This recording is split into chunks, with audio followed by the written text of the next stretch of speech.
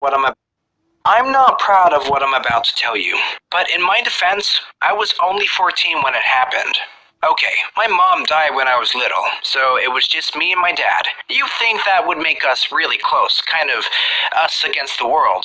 But I don't think he ever really wanted to be a parent. He always had something more important to do than spending time with me. Of course, I tried everything to get my dad's attention. One time I got into so much trouble that the police brought me home. I hoped my dad would get angry or show some sign of him being worried about me, but instead, he was just annoyed and told me I was an embarrassment. He also said I should sort myself out because I'd be an adult soon and would have to look after myself. I was so mad at him, but I tried one last thing to get his attention. I packed a bag with all the things I need to live on my own for a few days. Then I waited for a big storm, and when it hit, I went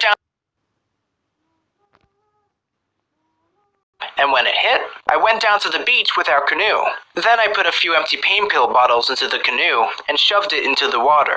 I let the canoe drift away to make it look like I'd fallen overboard. Then I checked into a cheap motel using a fake ID. I don't really know what I was expecting to happen next. I wasn't even sure if my dad would notice I'd gone.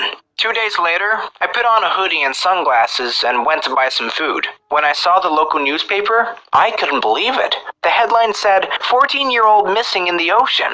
Apparently, hundreds of people were searching for me. They'd even sent out the search and rescue helicopters. In that moment, I felt so ashamed. I never thought so many people would go looking for me. I just wanted my dad to show he cared. I didn't know what to do, so in the end, I just went to the police and told them what I'd done. They took me home to my dad, but he wasn't happy to see me. All he could do was go on about how much trouble I'd caused him. I was very disappointed, and the next day, good. I never went back and never called him again. It's hard living on your own when you're 14. I had to lie about my age to get low-paid jobs, and life was tough for many years. Until I hit 18 and I joined the Navy. It was the best thing I ever did. For the first time in my life, I felt like I belonged, that I was surrounded by people who were family.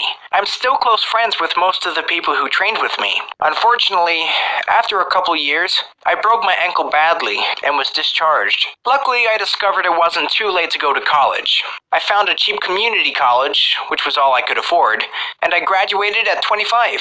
College changed my life. I met my wife Sissy there, and we have a daughter together. Being married with a kid isn't always easy, but I tell my wife and child I love them every single day.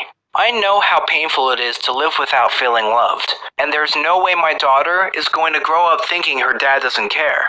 My childhood was tough, but it doesn't define me. Just because my dad didn't love me doesn't mean that I can't love my daughter and my wife. Thanks for listening to my story, and